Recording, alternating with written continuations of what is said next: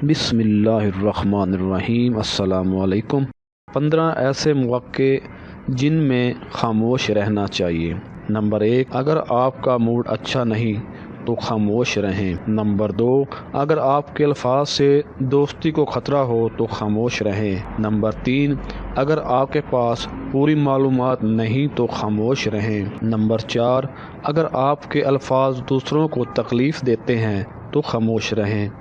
Number 5, अगर आपको बात करने के बाद शर्मिंदगी का डर हो तो खामोश रहें। नंबर 6, अगर आपके अल्फाज से दूसरों को गलत असर मिले तो खामोश रहें।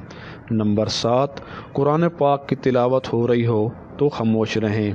नंबर 8, बुज़ुर्ग और वालिदैन बात कर रहे हों तो बच्चे खामोश रहें। नंबर 9, जब गुस्सा बहुत ज़्यादा हो तो खामोश रहें। नंबर 10, जब बात सुनने का वक्त हो तो खामोश रहें। नया घर खरीद रहे हैं तो खामोश रहें। नंबर 12, नया काम करने जा रहे हैं तो खामोश रहें। नंबर 13, नई गाड़ी खरीदने जा रहे हैं तो खामोश रहें। नंबर 14, खूबसूरत रिश्ते में जुड़ रहे हैं तो खामोश रहें।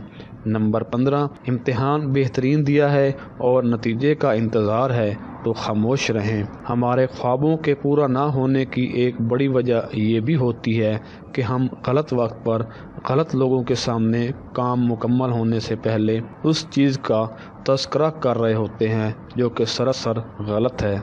जज़ाकल्लाह।